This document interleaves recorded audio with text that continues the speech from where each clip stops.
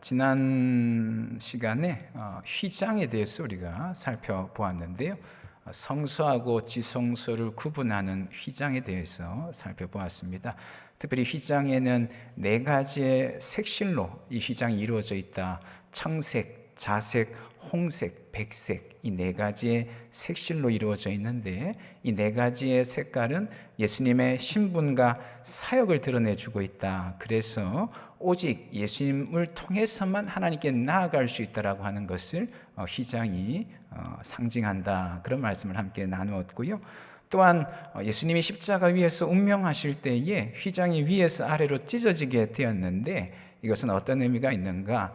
이로써 누구나 언제든지 하나님 앞에 나아갈 수 있게 되었다. 그전에는 제사장만 하나님 앞에 나아갈 수 있었는데, 이제 누구나 언제든지 하나님께 나아갈 수 있는 길이 활짝 열리게 되었다. 그래서 그때 만인 제사장이다. 예수 믿는 자들이면 누구나 다 하나님의 제사장이다. 그런 말씀을 함께 나누었습니다.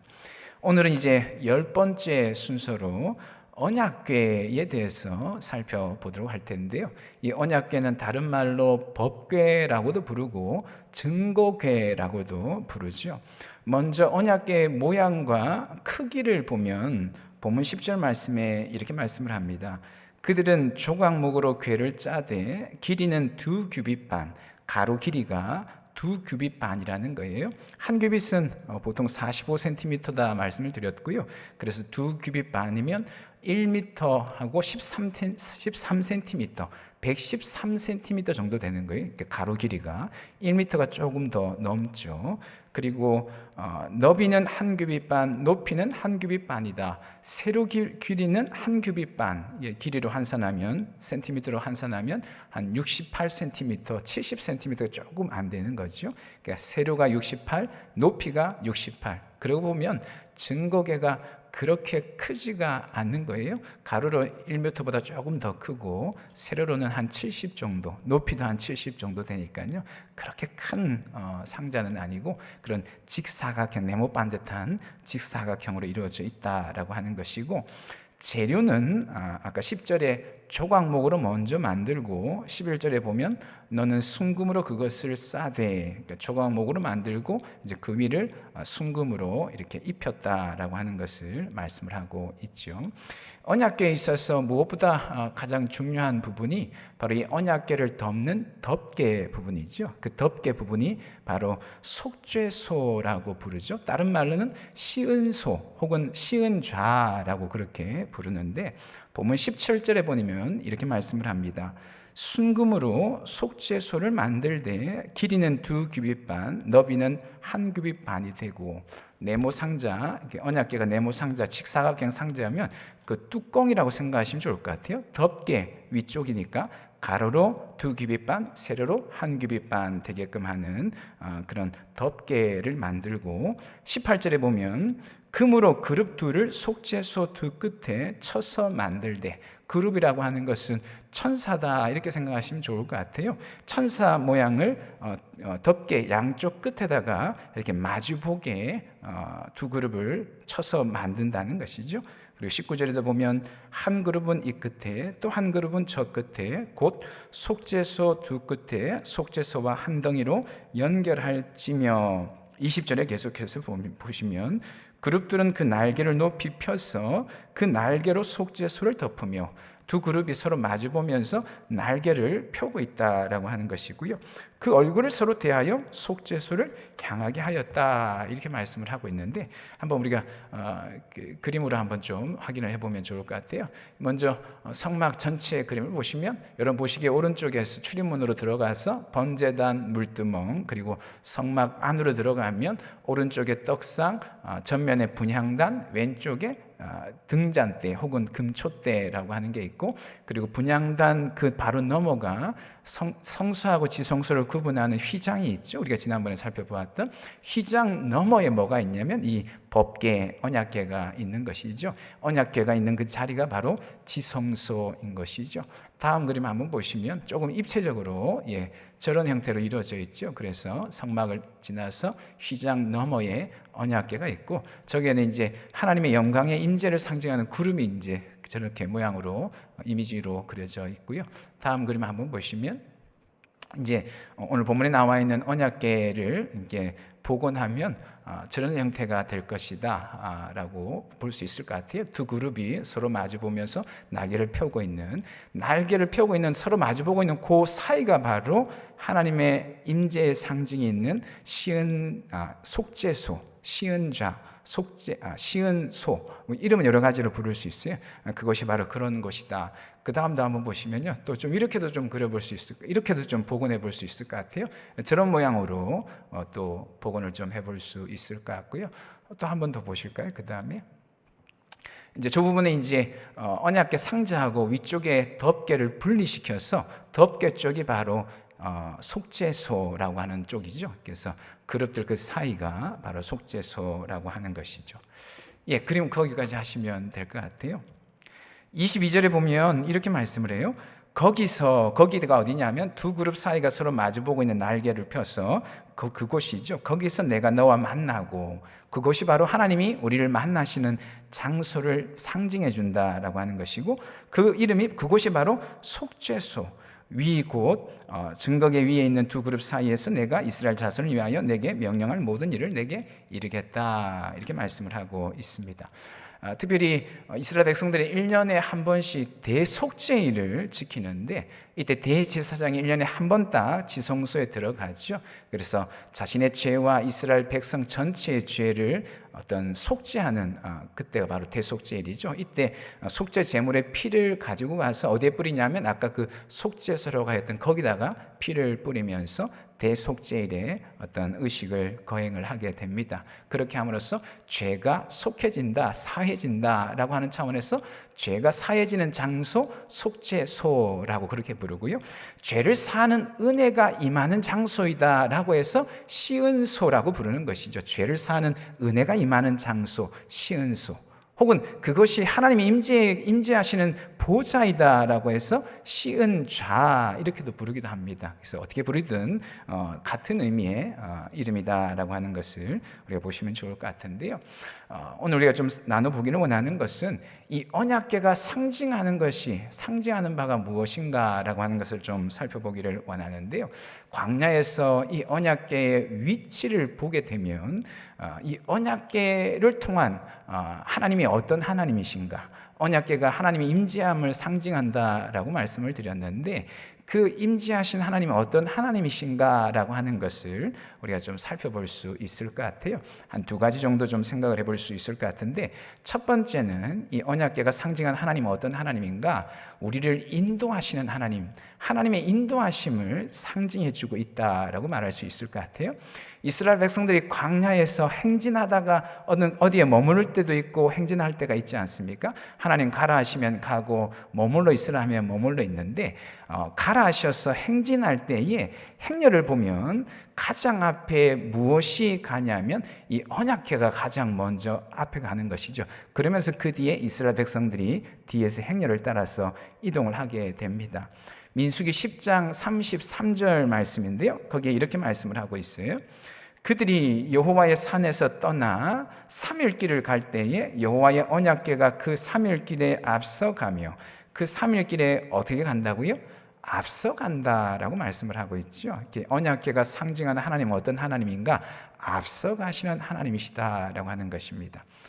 여기서 한번 그 그림을 한번 보면 좋을 것 같은데요. 예. 마땅 그림이 없어가지고 찾다가 제가 보니까 저런 그림이 있어가지고, 저기 맨 앞쪽에 이제 언약궤를 이제 제사장하고 레위인들이 이제 메고 가고요. 그 뒤에 이제 이렇게 이스라엘 행렬들이 이렇게 쭉 따라오는데, 그 다음 그림도 한번 보시면, 저기는 뭐냐면요, 12지파가 이렇게 순서가 나와 있어요. 맨 앞에가 이제 언약궤가 가고, 그 뒤에는 유다지파, 이사갈 지파, 스불론 지파가, 세개 지파가 일대를 이루어서 가고, 그 뒤에는 성막의 물품들을 이렇게 이동하는 레위인들이, 그리고 그 뒤에 2대, 또 그 뒤에는 성막의 기구들, 그리고 그 다음에 3대, 마지막 4대, 이렇게 12개 지파가 3개 지파씩 한 대로 해서 행렬을 저렇게 지어서 행진할 때는 저런 행렬로 해서 진행을 하고 있다라고 하는 거죠. 어쨌든 맨 앞에 무엇이 이끌고 가고 있냐면 언약궤가 이스라엘의 행진을 이끌어가고 있다, 앞서가신다, 그런 말씀을 드러내 보여주고 있는 것이죠. 그림 거기까지 하시면 될 것 같아요. 여러분, 앞서간다라고 하는 것은 인도한다라는 말이겠죠. 그것은 요즘 말로 하면 가이드다, 이렇게 말해볼 수 있을 것 같아요. 여러분, 우리가 요즘에 코로나 때문에 여행을 잘 못 갑니다만, 여행을 가면 여행 가이드가 있지 않습니까? 여행 가이드가 하는 일이 뭡니까? 모든 일정들을 미리 준비하고 정확한 시간에 맞춰서 이렇게 행렬을, 여행자들이 이끌어가는 그런 역할들을 합니다. 혹여라도 어떤 좀 위험한 일이나 혹여라도 그런 위험스러운 어떤 일들이, 예상되는 일들이 있으면 미리 그것들을 파악하고 피하도록 일정들을 잡죠. 그리고 여행을 하다가 어떤 변수가 생기게 되면 가이드가 먼저 나서서 그런 일들을 해결하게 됩니다. 여행자가 직접 나서서 해결하는 경우는 별로 없죠. 언어도 마찬가지고 지리적인 거나 여러 가지들을 알 수 없다 보니까 가이드가 먼저 나서서 어떤 여러 가지 여행 중에 일어나는 변수들을 직접 해결을 합니다. 뿐만 아니라 여행 가이드는 최고의 여행 스케줄을 잡죠.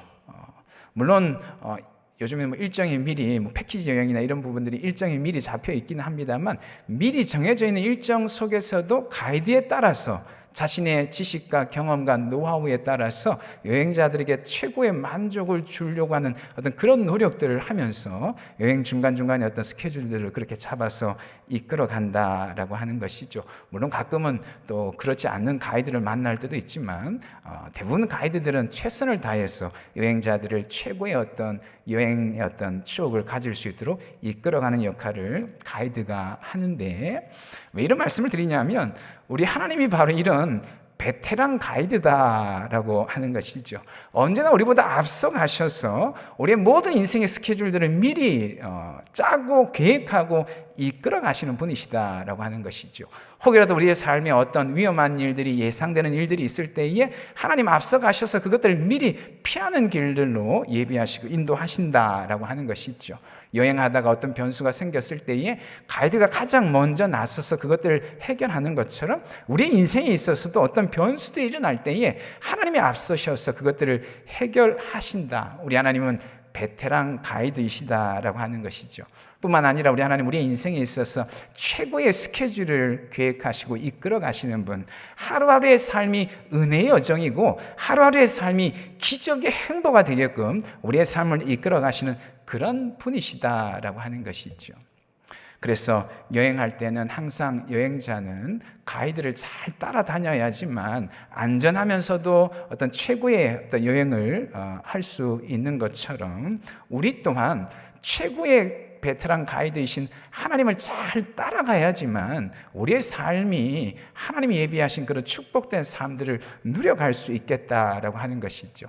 가끔 패키지 여행이나 어떤 외국 여행 가서 독자적으로 행동하는 그런 사람들이 볼 때가 있잖아요. 그러다 보면 혹시 좀 이렇게 어려운 일이 생기기도 하고, 또 때로는 또 좀 이렇게 사고도 일어나는 그런 경우들이 있죠. 여행지에서는 항상 가이드를 잘 따라가고 가이드 지시에 잘 이렇게 따라가야지만 어떤 예정된 어떤 최고의 어떤 여행의 추억들을 가질 수 있는 것처럼, 우리 인생의 최고의 가이드이신, 베테랑 가이드이신 하나님을 잘 따라가야지만 하나님 우리 삶에 예비하신 최고의 인생 여정들을 누릴 수 있겠다라고 하는 것이죠. 바라오기는 언제나 우리의 앞서가시는, 우리를 인도하시는 우리의 최고의 가이드 되시는 하나님을 전적으로 바라보시고 따라가시는 저와 여러분 다 될 수 있기를 예수님의 이름으로 축원합니다. 언약궤는 이처럼 하나님의 인도하심, 우리의 삶에 앞서셔서 이끌어 가시는 하나님의 인도하심을 상징해 준다라고 하는 것이고요. 또 하나 더 이 언약궤가 상징하는 하나님은 어떤 하나님이신가? 우리의 삶의 중심을 차지하시는 하나님, 우리의 삶의 중심을 상징한다, 이렇게 말할 수 있을 것 같아요. 민수기 2장 2절 말씀을 한번 보면요, 이런 말씀을 하고 있습니다. 이스라엘 자손은 각각 자기의 진영의 군기와 자기의 조상의 가문의 기호 곁에 진을 치되 회막을 향하여 사방으로 치라. 아까는 광야에서 행진할 때 언약궤가 가장 앞에서 이끌어가는 그런 역할을 했다면, 이제 어느 장소에 머물러 있을 때에 이 언약궤 위치가 어디인가 말씀을 하고 있는데요. 언약궤가 있는 회막이 이스라엘 진의 한가운데 있고, 그 회막을 중심으로 12개 지파가 동서남북으로 흩어져 있다라고 하는 것이죠. 한번 그림을 한번 보시면 좋을 것 같아요. 저런 모형이라고 생각하시면 좋을 것 같아요. 어느 장소에 몰려 있을 때에 한가운데에 성막이 있고, 그 성막 한가운데에 언약궤가 있겠죠. 그러면서 동으로 세 지파, 서로 세 지파, 동서남북 각각 세 지파씩에서 12개 지파가 이렇게 나뉘어져 있다라고 하는 것이죠. 결국 이것이 말씀해 주는 것이 무엇인가? 이런 이스라엘 진이 우리에게 말씀해 주는 바가 무엇인가? 하나님의 임재는 우리의 삶의 정중앙을 차지하기를 원하시는 그런 하나님이시다라고 하는 것을 말씀을 해주고 있는 것이죠. 언약궤라고 하는 것은 하나님이 내 삶의 정중앙을 차지하기를 원하신다라고 하는 것을 상징해주고 있다라고 하는 것입니다. 그러면 거기까지 하시면 될 것 같아요. 여러분, 정중앙이라고 하는 것이 무엇입니까? 정중앙이라고 하는 것은 가장 소중하다, 가장 가치가 있다, 그런 의미이죠. 내 마음 한가운데에 무엇이 있다라고 했을 때에는 그 무엇이 내 삶에 있어서 가장 소중하다, 그런 의미이겠죠. 하지만 또 한편은 이런 의미도 있습니다. 우리가 어떤 것을 가장 소중하게 여긴다라고 하는 것은 그 소중하게 여기는 대상을 예배의 대상으로 삼는다, 그런 의미가 있습니다. 돈을 가장 소중하게 생각하는 사람은 돈을 예배의 대상으로 삼고 평생 돈을 예배하면서 살아가는 삶이 되는 것이죠. 성공을 가장 소중하게 생각하는 사람은 성공을 예배합니다. 뿐만 아니라 건강을 가장 소중하게 생각하는 사람, 자식을 가장 소중하게 생각하는 사람, 자신의 욕망을 가장 소중하게 생각하는 사람들은 건강과 자식과 욕망을 예배하는 그런 삶을 살게 된다라고 하는 것이죠. 무엇이든지 내 마음 중심을 차지하는 것이 있을 때 그것이 곧 우리의 예배의 대상이 된다는 것이죠. 근데 언약궤는 하나님은 우리의 삶에, 우리의 마음의 정중앙을 차지하기를 원하시는 것을 드러내 보여주고 있는데, 결국 하나님은 우리로 하여금 우리에게서 예배를 받기 원하신다라고 하는 것을 말씀을 하고 있는 것이죠. 우리는 오직 하나님만을 예배하는 그런 자들이 되어야 된다라고 말씀을 하고 있습니다. 여러분, 우리가 가끔 예배 자리에 앉아 있지만, 예배 자리에 앉아서 예배하고 있지만 하나님을 예배하지 않을 때가 있죠. 아무리 믿는 자라고 할지라도, 아무리 예배 자리에 있다고 할지라도 하나님을 예배하지 않을 때가 있다라고 하는 것이죠. 중요한 것은 무엇인가? 내 마음의 정중앙을 무엇이 차지하고 있는가? 그것이 중요하다라고 하는 것이죠.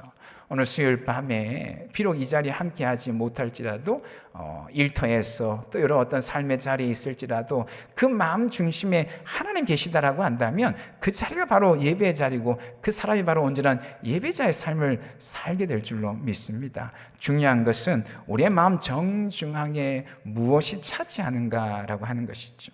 바라기는 저와 여러분의 마음의 정중앙에 오직 하나님이 거하시는 그런 삶이 되기를 주님의 이름으로 축원합니다. 우리 어떤 자리에 있든, 예배 자리에 있든, 혹은 일터에 있든, 삶의 현장에 있든, 어떤 자리에 있든 우리의 마음 중심에 오직 하나님, 우리의 마음 정중앙을 차지하는 그런 삶 되어지기를 원합니다. 그것이 곧 하나님을 예배하는 삶이다라고 하는 것 기억하시고, 날마다 그와 같은 삶을 살아가시는 우리 모두가 다 될 수 있기를 예수님의 이름으로 축원합니다.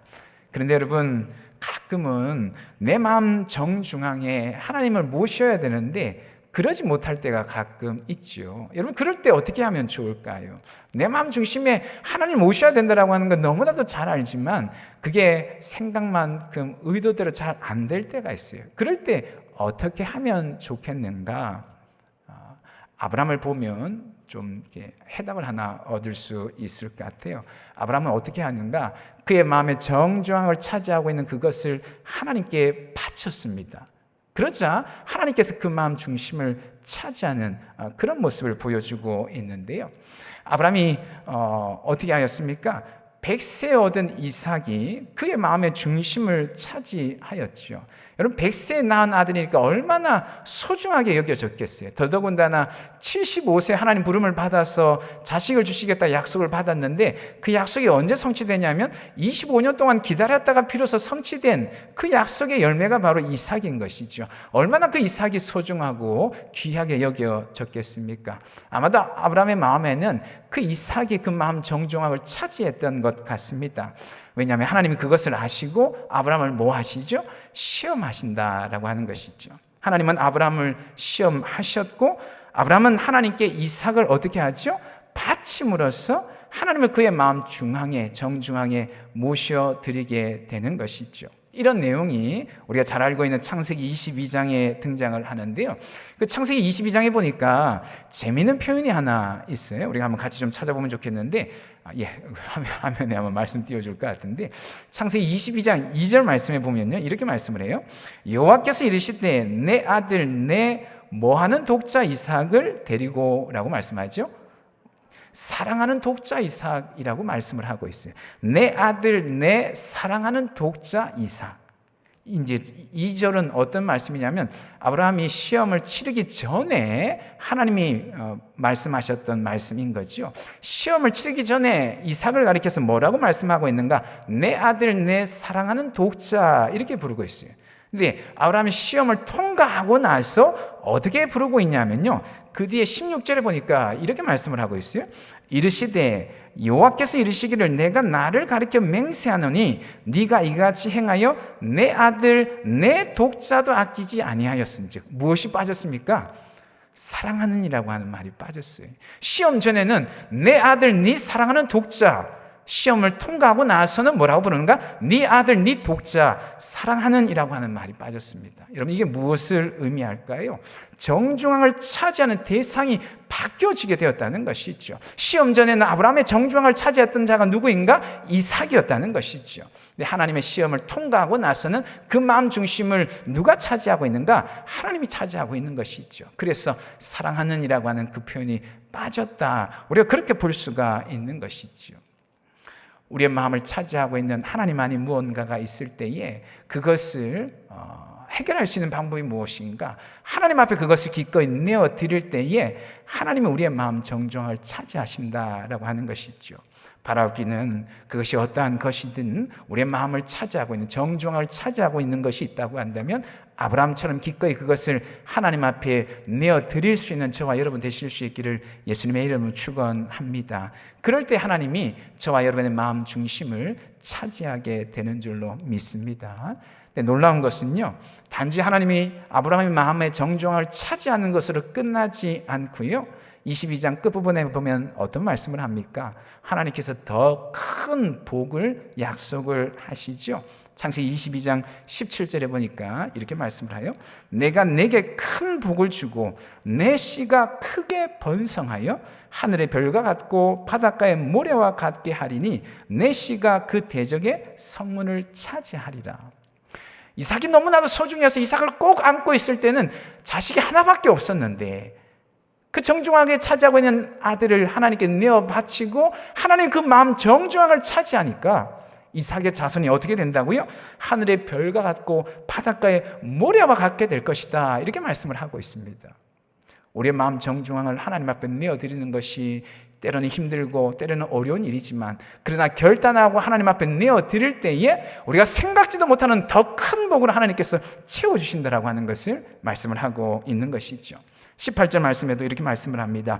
또 내 씨로 말미암아 천하 만민이 복을 받으리니 이렇게 말씀을 합니다. 자손이 하늘의 별과 같이 바다의 모래와 같이 많을 뿐만 아니라 그들이 천하 만민의 복의 통로가 될 것이다. 이렇게 말씀을 하고 있습니다. 우리의 마음 중심을 하나님 앞에 내어드릴 때에 하나님 우리의 마음 정중앙을 차지할 때에 우리가 생각하는 것보다 우리가 생각지도 못하는 그 더 큰 복들을 하나님께서 채워주신다라고 하는 것을 말씀을 하고 있는 것이죠. 바로 그 날마다 하나님 우리의 마음 정중앙에 중심에 모셔드릴 수 있는 저와 여러분 되실 수 있기를 예수님의 이름으로 축원합니다. 그래서 우리가 생각지도 못하는 더 큰 복들을 누려가시는 우리 모두가 다 될 수 있기를 예수님의 이름으로 축원합니다. 다음으로 하나 더 우리가 생각해 보기를 원하는 것은요, 이 언약궤 안에 들어있는 물품에 대해서 좀 생각을 해보기를 원하는데, 언약궤 안에 들어있던 물품들이 어떤 것들이었죠? 몇 개가 들어있습니까? 몇 개가 들어있죠? 3개인가요? 하나인가요? 구약 성경에는 주로 한 가지만 이야기를 하고 있어요. 근데 이제 신약 성경의 히브리서에 가면 3가지를 정확하게 언급을 하고 있는데, 구약에서는 거의 한 가지만 언급하는 구절들이 대부분 등장을 합니다. 그래서 학자들 사이에서도 조금 이렇게 여전히 논쟁이 많아요. 그러니까 한 가지만 원래 들어가 있던 거다, 근데 신약에서는 그것을 의미적으로 더 늘린 거다, 이렇게 이야기를 하기도 하고, 혹은 원래 3가지가 들어가 있었는데 2가지는 이제 중간에 없어지고 하나만 남은 거다, 하여튼 논쟁이 있는데, 어쨌든 우리는 3가지가 들어가 있는 것으로 그렇게 좀 보면 좋겠는데, 그 3가지가 뭐죠? 첫 번째는 만나가 담겨있는 항아리 만나가 있고, 2번째는 뭐가 있죠? 아론의 쌍난 지팡이, 그리고 3번째는 뭐죠? 십계명, 언약이 담겨있는 돌판, 이 3가지가 언약에 담겨져 있습니다. 그런데 여러분, 우리가 이 3가지를 곰곰이 들여다보면요, 이 3가지가 언제 주어지게 되었는가 보면, 이스라엘 백성들이 하나님께 불순종할 때, 반역하였을 때에 이 3가지가 다 주어지게 되었다라고 하는 것이에요. 만나를 한번 생각해 보시죠. 하나님이 광야에서 만나를 내려주셨을 때 어떨 때에 만나를 내려주셨습니까? 광야에서 이스라엘 백성들이 먹을 것이 없어서 죽게 되었다고 모세를 원망하고 하나님을 원망할 때에, 그때 비로소 만나를 내려주신 것이죠. 만나, 하나님의 은혜이지만 이 만나가 내려지게 된 그 배경은 뭐냐면 이스라엘 백성들의 불순종에서부터 시작되어졌다라고 하는 것이죠. 그래서 신명기 8장 4절에는 그런 말씀을 하고 있습니다. 너를 낮추시며 너를 줄이게 하시며 또 너도 알지 못하며 내 조상들도 알지 못하던 만나를 내게 먹이신 것은 사람이 떡으로만 사는 것이 아니요 여호와의 입에서 나오는 모든 말씀으로 사는 줄을 내게 알게 하려 하심이라. 만나를 내려주신 목적, 이유가 뭐냐면 사람이 떡으로만 사는 게 아니고 하나님의 말씀으로도 얼마든지 살 수 있다라고 하는 것을 깨닫도록 하기 위해서 만나를 주셨다는 거예요. 하나님이 전적으로 신뢰하지 못하는 이스라엘 백성들로 하여금 하나님을 신뢰하는 것을 가르치기 위해서 만나를 내려주셨다는 거죠. 만나를 주신 그 배경에는 이스라엘 백성들의 불신앙, 불순종이 기본적으로 깔려 있다라고 하는 것입니다. 아론의 쌍난 지팡이도 한번 보시면요, 민수기 16장, 17장에 아론의 쌍난 지팡이에 대한 말씀이 나오는데요, 그 배경은 어떤 배경이냐면 고라 자손 일당이 모세와 아론의 권위에 도전하는 그런 장면의 말씀입니다. 왜 하나님은 모세와 아론에게만 그런 권세와 권한을 주었냐는 거예요. 모세와 아론만 권위가 있는 게 아니고 모두에게 다 하나님이 권위를 주셨다. 고라 자손 일당들이 모세와 아론의 권위에 대적을 한 것이죠. 그래서 하나님께서 어떻게 하시냐면 크게 진노하시면서 하나님께서 모세와 아론을 세우신 것이다 라고 말씀을 하시면서 그들의 권위를 세워주십니다. 근데 모세와 아론의 권위를 세워주시는 방법이 어떤 방법이냐면 12지파에서 각각 지팡이를 가지고 나와서 그 지팡이들 중에서 어떤 지팡이에 싹이 나게 하는가, 바로 아론의 지팡이에서 싹이 나게 하신 것이죠. 결국 이 아론의 지팡이도 어떤 배경에서 주어지게 되었냐면 하나님에 대한 불순종, 반역이라고 하는 그런 배경이 깔려 있는 것이죠. 마지막 3번째, 십계명에 새겨진 돌판도 여러분 마찬가지입니다. 모세가 시내산에 올라가서 40주야를 하나님과 함께 하면서 십계명 돌판을 2개 받아서 내려왔습니다. 그때 산 아래에 있던 이스라엘 백성들은 어떻게 하였죠? 모세가 내려올 때까지 기도하면서 금식하며 기다린 것이 아니고 금송아지를 만들어서 그 금송아지가 자신들의 하나님이라고 그렇게 춤추면서 금송아지를 숭배했습니다. 그러자 모세가 어떻게 하죠? 그 장면을 보자마자 받아왔던 십계명을 땅에 던져서 깨트려 버리죠. 그리고 나서 이제 이야기가 좀 진행되고 나서 모세가 다시금 시내산에 올라가서 2번째 새롭게 십계명에 담긴 돌판을 받아서 내려오게 되죠. 그 십계명에 새겨진 돌판이 언약궤에 들어가게 된 것이죠. 결국 이 십계명에 새겨진 돌판도 이스라엘 백성들의 불순종, 반역을 배경으로 하여서 주어진 것이다 라고 하는 것을 우리가 알 수 있습니다. 여러분, 이런 것처럼 언약궤에 있었던 물건들은 모두가 다 하나님에 대한 반역과 불순종 중에 주어진 거예요. 결국 이 세 가지는 무엇을 이야기하는가? 이스라엘 백성들의 반역과 불순종을 상징해주는 그런 세 가지인 것이지요. 놀라운 건 뭐냐면요, 그 불순종과 반역을 상징하는 그 세 가지 위에 뭐가 있다고요? 속죄소, 시은소, 시은자가 덮여 있는 것이죠. 죄를 사해 주시는 하나님의 그 속죄소, 속죄의 은혜를 부어주시는 시은자, 시은소가 그 위에 뚜껑으로 덮여진다라고 하는 것이죠. 결국 이 언약궤는 뭘 말해주는가? 이스라엘 백성들의 불순종과 반역을 하나님의 은혜로 덮어주시는, 언약궤는 바로 하나님의 은혜의 덩어리다라고 하는 것을 말해주고 있는 것입니다. 근데 그 언약궤가 앞에서 우리가 보았죠? 우리의 삶을 앞서서 인도하고 우리의 삶의 정중앙을 차지한다고 말씀을 드렸으니까 결국 우리의 삶은 오직 은혜일 수밖에 없다라고 하는 것을 말씀을 해주고 있는 것이죠. 우리가 이 언약궤를 바라볼 때마다, 이 언약궤를 묵상할 때마다 우리의 삶은 오직 하나님의 은혜밖에 없다라고 하는 그런 고백을 하게끔 만든다라고 하는 것입니다. 은혜로 우리의 삶이 시작되고 은혜로 우리의 삶이 살아가게 되고 은혜로 우리의 삶이 마무리되어지게 되는 모든 것이 다 하나님의 은혜이다라고 고백할 수밖에 없는 것이 바로 이 하나님의 언약궤이다라고 하는 것이죠. 바울의 고백처럼 그러나 내가 나된 것은 오직 하나님의 무엇으로 된 것이라고요? 은혜로 된 것이다라고 하는 그 고백처럼 저와 여러분의 고백이 바울의 그 고백이어야 될 줄로 믿습니다. 우리 모든 것이 하나님의 은혜임을 날마다 고백하며 나아가야 될 줄로 믿습니다. 하나님이 은혜로 덮어주시는 그 덮어주시는 은혜가 없으면 단 한순간도 살아갈 수 없는 것이죠. 저도 목사이지만 하나님 저를 은혜로 덮어주지 아니하시면 이 자리에 결코 설 수가 없습니다. 성도님들 만나서 기도해 드릴 수도 없고 말씀 증거할 수도 없고 권면할 수도 없습니다. 하나님 저를 은혜로 덮어주시기 때문에 목회자로서의 삶을 살아갈 수 있는 것이죠. 그것은 다 우리 모두의 삶도 마찬가지인 줄로 믿습니다. 날마다 그 하나님 은혜 바라보시고 그 은혜 안에 거하시며 그 은혜 안에서 감사하고 찬송하며 살아가시는 우리 모두가 다 될 수 있기를 예수님의 이름으로 축원합니다. 아멘. 기도하겠습니다.